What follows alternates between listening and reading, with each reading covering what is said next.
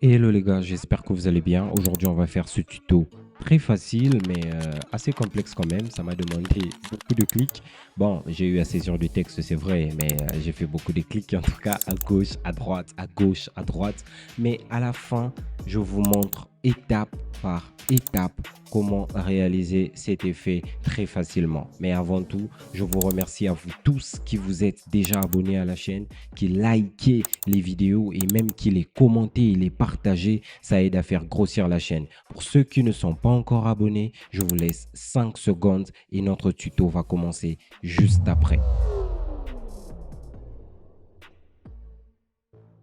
Ok, on se retrouve sur Photoshop. La première chose, c'est qu'on va venir changer la couleur de fond. Pour cela, on vient ici en bas, on va double-cliquer sur la couleur de premier plan. On va choisir une couleur et cliquer sur OK. OK. Et puis, je vais venir ici, raccourci clavier G. Je vais prendre l'outil pot de peinture et je vais cliquer sur mon plan de travail. On vient ici en bas du panneau de calque. On clique sur Dégrader. Double-clic ici. Double-clic là, sur le petit carré en bas. OK. On va double-cliquer encore ici. On met ça en blanc aussi. On valide. On valide. On tire ça. On vient ici, on clique sur radial. Voilà, on a notre effet et OK. On valide tout ça. On a déjà notre fond. Après, je vais peut-être devoir réduire un tout petit peu l'intensité du blanc, mais ça sera un peu plus tard. On va prendre l'outil de texte horizontal et on va écrire un texte.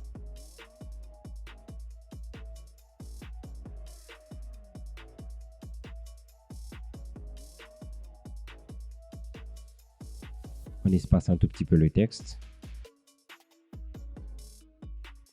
On va rajouter style main.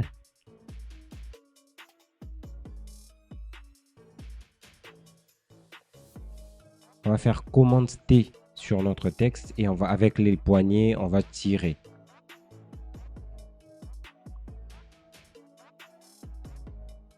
Merci de liker la vidéo et de vous abonner si ce n'est pas encore fait.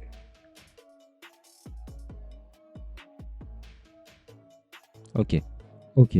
Maintenant, ce que l'on va faire, une fois qu'on a notre texte à la bonne taille, on va passer ça tout en majuscule. On clique ici. OK. Voilà. On va dupliquer ce texte. On va venir ici, on fait commande J ou CTRL J.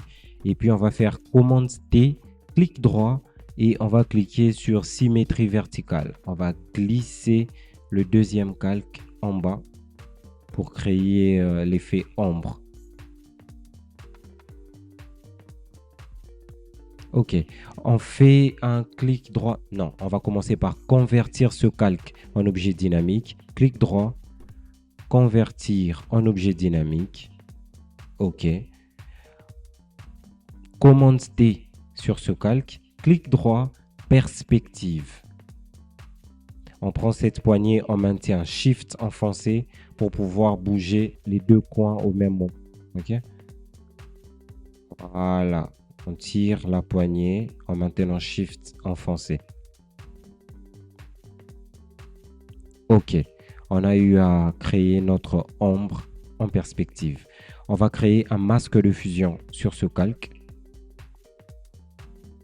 On prend un pinceau. Non, on prend l'outil dégradé et on va venir tracer un dégradé.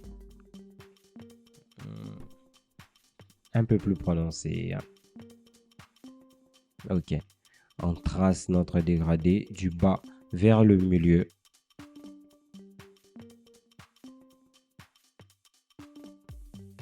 Là, je pense que c'est bon. C'est bon en tout cas.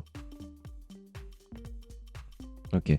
On vient diminuer un tout petit peu l'intensité du blanc de notre dégradé sur le fond. OK. Là, ça me va.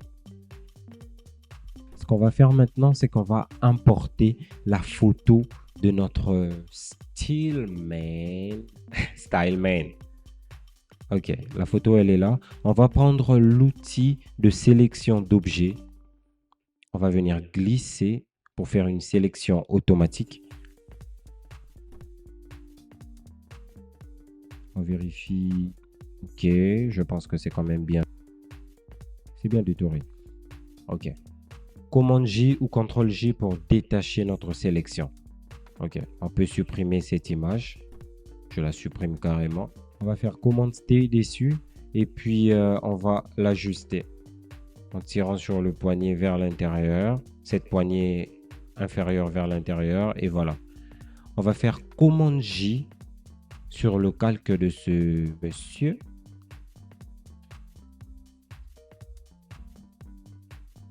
Commande T sur la copie qu'on vient de créer et clic droit.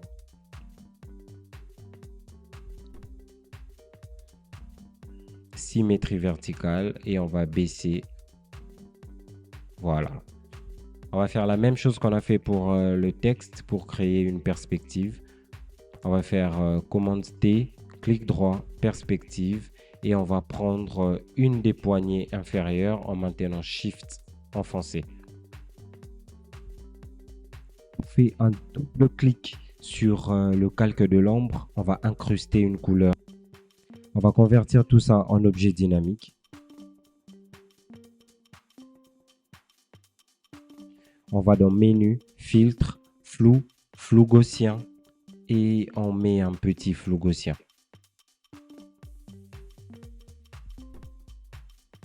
C'est bon, c'est bon, c'est bon. OK, on glisse le calque de l'ombre en dessous du calque de notre sujet. C'est très important. On va sélectionner les deux calques, mais avant tout, on diminue l'opacité de l'ombre. Là, je pense que c'est bon. OK, on va sélectionner les deux calques, le calque du sujet ainsi que son ombre. On va les grouper. Commande G, voilà, on crée un groupe. Et puis, on va dupliquer le groupe. Commande J, voilà. Là, je modifie sa taille.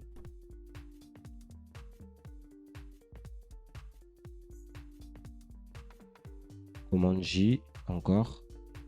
Commande T. Et voilà.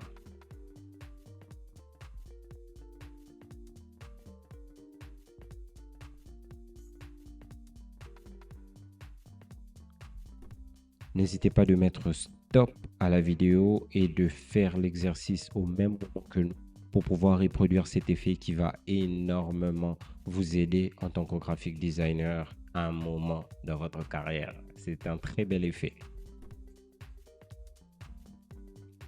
Ok, je vais vous montrer maintenant comment changer la couleur de fond pour pouvoir appliquer ce même effet mais avec des fonds de couleurs différentes. On clique ici, on vient en bas, on va cliquer sur couleur unie, on va choisir une couleur.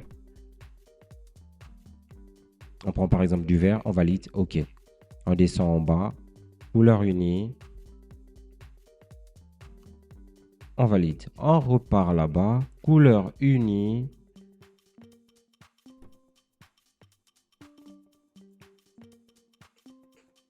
Et maintenant, vous pouvez exporter ça en rose ou encore en décochant le rose. Vous pouvez l'exporter en marron ou encore en vert, en bleu et même en transparent. Ça va dépendre de vous. Hein. Juste beautiful.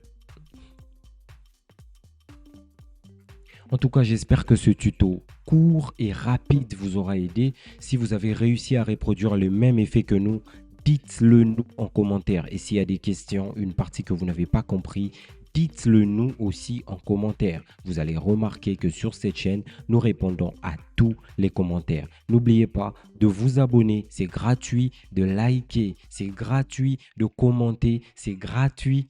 Et en plus, ça nous aide à créer encore plus de vidéos qualitatives pour faire de vous un graphiste professionnel. Ouais, vous ne serez plus débutant. Vous allez devenir pro grâce à cette chaîne. C'est Marc-Olivier, graphic designer.